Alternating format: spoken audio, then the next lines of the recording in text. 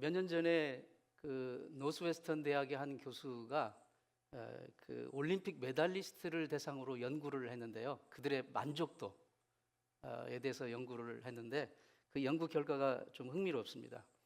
그 연구 결과에 의하면 동메달을 딴 동메달리스트들이 은메달리스트들보다 더 만족도가 높게 나온 거예요. 이렇게 우리가 그냥 상식적으로 생각하면 은메달리스트들이 더 만족을 해야 될 텐데 왜 그런가 그랬더니 은메달리스트들은 조금만 더 잘하면 내가 금메달도 딸 수 있었을 텐데 정말 아쉽다, 억울하다, 분하다 이런 생각이 더 많다는 거고, 동메달리스트들은 깜빡하면 내가 메달도 못 딸 뻔했는데 그래도 동메달이었다서 정말 다행이다, 그런 그 만족도가 있다는 거예요.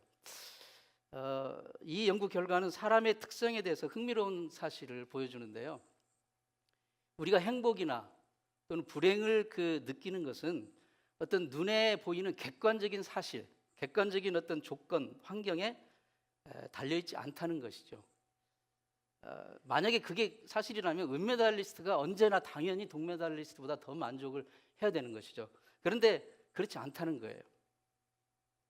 우리가 행복이나 불행을 느끼는 것은 눈에 보이는 현실, 조건, 환경이 아닌 우리의 생각이 무엇에 초점을 두고 있느냐, 무엇에 더 가치를 두고 있느냐, 거기에 달려있다는 것을 말해주고 있습니다. 영어로 쓰여진 가장 위대한 문학 작품 중에 하나로 평가받는 신라권이라는 작품을 쓴 17세기 영국의 시인 존 밀턴이라는 분이 이런 말을 했습니다. 사람의 생각은 지옥 같은 처지에서도 천국을 생각할 수 있고 천국에서도 지옥을 상상할 수 있다. 저 자신을 포함해서 우리 주변에 보면 정말 어려운 처지에서도 정말 그 좋은 것에 초점을 맞추고 살아가는 사람이 있어요. 반대로 정말 남부를 것 없는 그런 정말 좋은 처지와 환경에서도 언제나 생각은 지옥 같은 생각을 가지고 살아가는 경우가, 그런 사람들이 있습니다. 왜냐하면 사람은 자기 마음이 원하는 것을 보기 때문입니다. 그러니까 눈에 보이는 것을 보는 게 아니라 자기 마음이 원하는 대로 보기를 원하기 때문에 그렇습니다. 신앙생활의 영역에서도 두 종류의 사람이 있습니다. 바로 불평하는 자와 예배하는 자입니다. 불평하는 자와 예배하는 자. 모든 주어진 여건에서 항상 불만거리, 불평거리를 찾는 사람이 있는가 하면 모든 상황, 좋은 상황이든 안 좋은 상황이든 어려운 상황이든 간에 하나님을 예배하는 사람이 있어요. 하나님을 찬양하는 사람이 있습니다. 참된 예배자는 바로 악조건의 상황에서도 하나님을 예배할 이유를 반드시 발견합니다. 자, 오늘 읽으신 사도행전 16장 본문의 상황을 좀 말씀을 드립니다. 지금 사도 바울은 2차 전도 여행 중입니다. 사도 바울은 3번에 걸쳐 전도 여행을 했고 또 플러스 알파가 더 있지만 어쨌든 16장의 상황은 지금 2차 전도 여행 상황인데요. 이 터키에서 지중해로 건너가지고 그리스 이렇게 올라가면 그리스 북동쪽에 큰 빌립보라는 도시가 있습니다. 근데 거기에서 이제 전도하다가 감옥에 갇히는 상황을 맞이하게 됩니다. 왜 그러냐면 거기서 가보니까 어떤 이 슬레이브걸, 여종이 점을 치는데 이게 예사가 아니에요. 강력한 귀신이 들려서 점치는 귀신이 들려가지고 점을 치는 거예요. 점치는, 성경에 말한 대로 점하는 귀신 들려 점을 치는 자라고 그렇게 말을 하고 있는데 점치는 귀신이 들려서 점을 치는 거예요. 그러니까 사도 바울이 예수의 이름으로 귀신을 내어 쫓습니다. 그러니까 이 여종이 더 이상 어떻게 할 수 없어요? 귀신을 쫓을 수가 없어요. 왜냐하면 점치는 귀신이 떠났기 때문에. 그런데 그 여종을 부리는 주인들이 있습니다. 그걸로 비즈니스를 하는데 귀신이 떠나서 여종이 점을 못 치니 비즈니스가 망하게 된 거예요. 그러니까 이 주인이 이제 그 지역 주민들을 선동합니다. 특별히 이제 즉 폭도들을 선동시키고 부추겨가지고 소동을 일으킵니다. 그래서 결국 당국이 개입하게 하고 당국이 이 바울과 실라를 긴급 체포해서 감옥에 투옥시키는 그런 상황이 오늘 본문에 지금 발생한 상황입니다. 그 상황을 좀 디테일하게 본문 22절과 24절에 설명이 나오는데 이렇게 되어 있습니다. 무리가 일제히 일어나 고발하니, 그러니까 이제 false accusation 하는 거죠. 상관들이 옷을 찢어 벗기고 매로 치라 하여 많이 친 후에, 그러니까 그냥 매로 때려도 여러분 옷 입은 채로 맞아도 얼마나 아파요. 그렇죠? 근데 옷을 벗기고 채찍을 치니 여러분 어떻게 됐습니까? 많이 쳤다고 그랬어요. 그냥 한두 대 친 게 아니라 많이 친 후에 옥에 가두고 간수에게 명하여 든든히 지키라 하니 그가 이러한 명을 받아 그들을 깊은 옥에 가두고 그 발을 착고에 든든히 채웠더니, 착고가 뭡니까? 강력한 쇠고랑 사슬, 그걸로 꽁꽁 묶어서 옴짝달싹을 못하게 가둬준 것입니다. 바울과 실라는 지금 맨살로 엄청난 매를 맞은 거예요. 그러니까 막 등이 피가 흥건했을 것이고 온몸에 멍이 아마 가득했을 것입니다.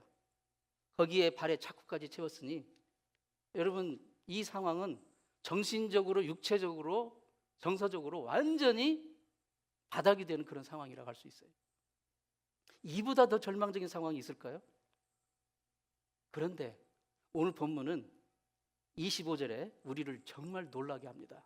그 25절 말씀 보면 밤중쯤 되어 바울과 실라가 일어나 자신들의 신세를 한탄하며 불평하기 시작하더라. 그렇게 돼 있습니까? 아니에요. 정반대입니다.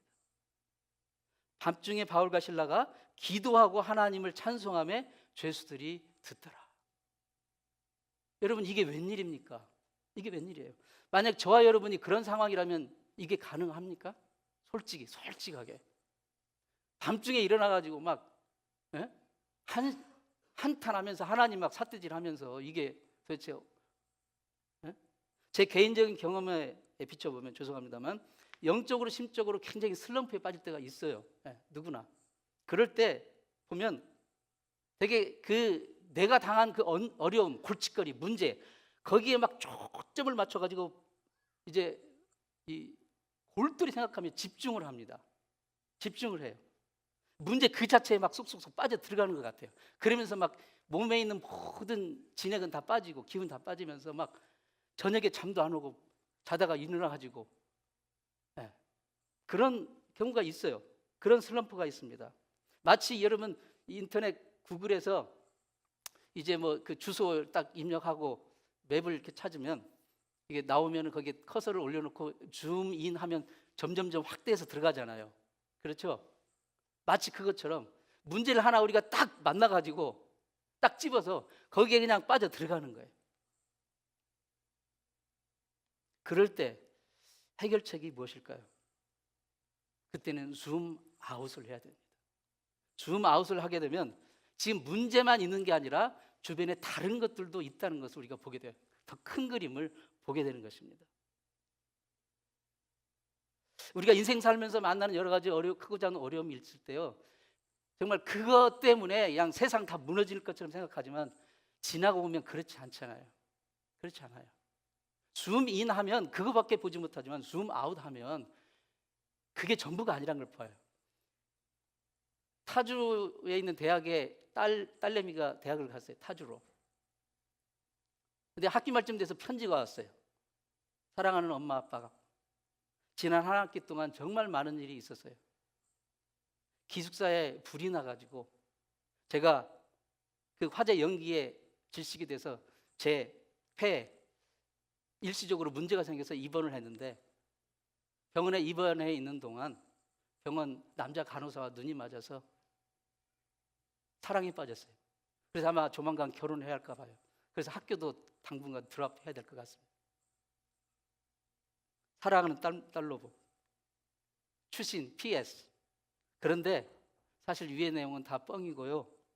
실은 제가 화학 과목을 F 맞았어요.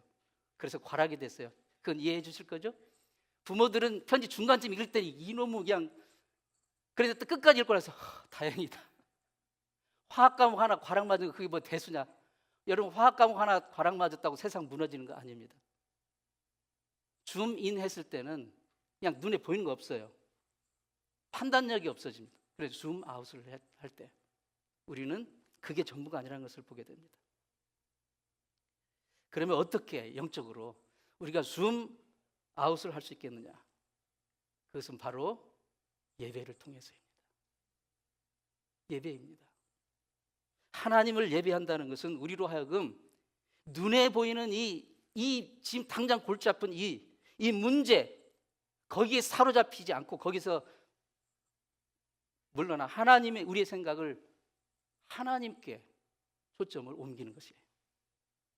우리를 괴롭게 하는 문제에 집착하는 그 초점을 거두고 하나님을 향한 초점을 다시 맞추는 것입니다. 그게 예배예요. 예배예요. 자, 본문의 상황에서요, 바울과 실라는 얼마든지 눈에 보이는 상황에 줌인해 가지고 그 문제 속으로 빠져 들어가면 불평과 탄식밖에 더 할 게 있습니까? 그렇잖아요. 주님, 우리가 주님의 이름으로 귀신을 쫓았지 않습니까? 주님의 명령에 순종해서 귀신 쫓으라고 하셨으니까. 그리고 주님의 그 복음을 전하기 위해서 복음을 증거했는데 어떻게 지금 이게 우리가 감옥에 갇히고 이렇게 죽을 만큼 매를 맞고, 주님 저 덩어리 안 보이세요? 지금 다 벗겨지고 온몸이 쑤시고 아파요 하면서 밤새도록 불평할 수 있었을 것이에요. 누가 뭐라고 할 수 없습니다. 그렇게 불평한다 해도. 그러나 그들은 선택했어요. 뭘 선택했어요? 그 명백한 악조건 속에서도 하나님을 예배하기로 선택한 것입니다.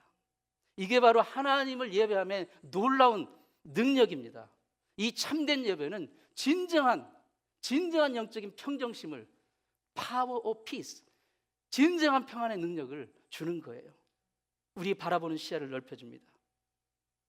그 열악하게 보이는 환경 속에서도 하나님을 찬양할 이유를 발견하게 해주는 거예요.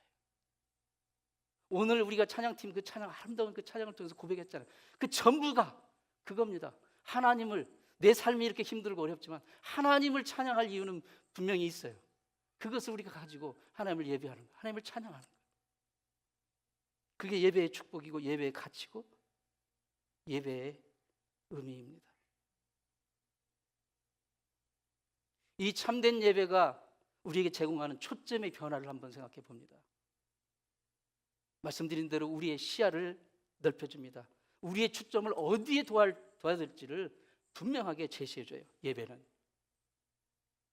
예배는 우리를 2000년 전 예수 그리스도께 우리의 초점을 돌리게 합니다.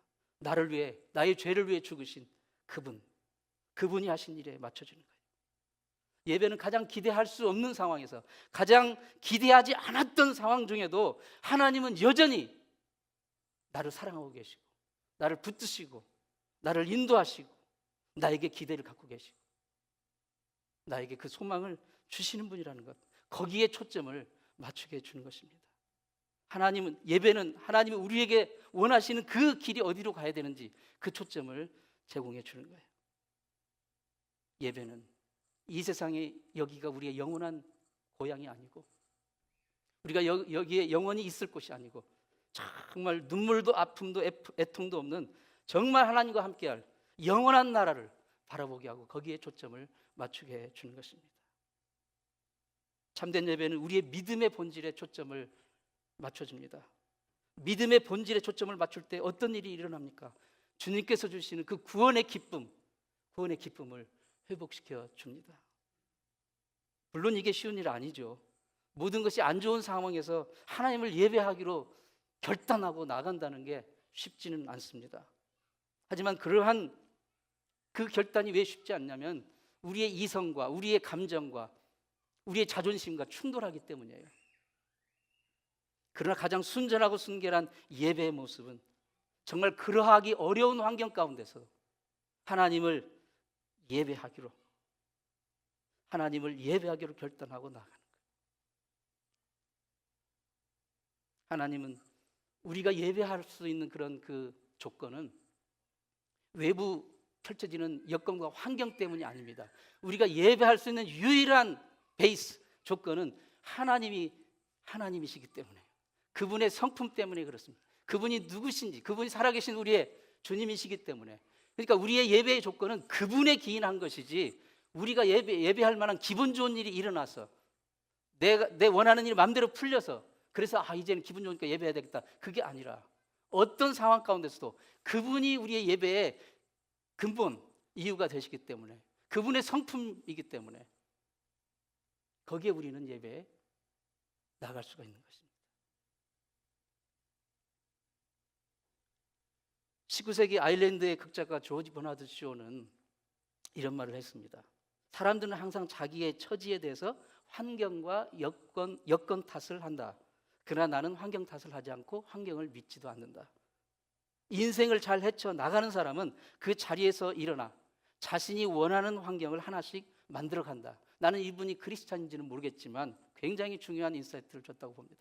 참된 예배는 지금 내 환경 때문에 내가 예배하는 게 아니라 하나님 그분의 성품 때문에, 그분이 살아 계시기 때문에 그분을 예배함으로 오히려 이 환경을 변화시키고 이 환경을 헤쳐나갈 수 있는 진정한 힘과 용기를 예배를 통해서 얻게 되는 것이죠. 그래서 우리는 정말 이 반응의 태도가 너무 중요합니다. 독일 나치의 그 홀로코스트에서 살아남은 생존자인 그 닥터 프랭클 박사가 나치 수용소에서 자기가 직접 겪은 그 처참한 경험을 책으로 냈는데 인생의 의미를 찾아서라는 책이었습니다. 거기서 보면 이런 내용이 납니다. 수용소에 딱 들어갔는데 가지고 간 개인의 모든 소지품을 다 뺏겨요. 입고 간 옷도 다 벗깁니다. 완전히 다 하나도 남지 않고 다 벗겨요. 그리고 그 수용소 옷을 입힙니다. 그리고 가족 사진 같은 거 있잖아요. 소중히 여긴 거 그거 다 뺏깁니다. 모든 개인의 소지품을 다 뺏겨요. 심지어 이름도 더 이상 부르지 않습니다. 이름도 뺏깁니다. 번호를 부여합니다. 번호로만 불러요. 여러분 감옥에 가면 번호를 부여하잖아요. 수임번호. 근데 딱 한 가지, 그들이 뺏을 수 없는 딱 한 가지 있다고 이 프랭클 박사는 고백했어요. 그것은 내면의 자유. 내가 이러한 상황에서 어떤 선택을 할지 그 자유만큼은 뺏어가지 못했다. 내면의 자유, 반응의 태도의 자유. 그것은 내 자유였다는 거예요. 여러분 매일 인생 살면서 우리가 내릴 수 있는 가장 중요한 선택은 이 인생의 태도라고 저는 믿습니다. 여러분 사실 모든 건 태도에 달려있어요. 애티튜드.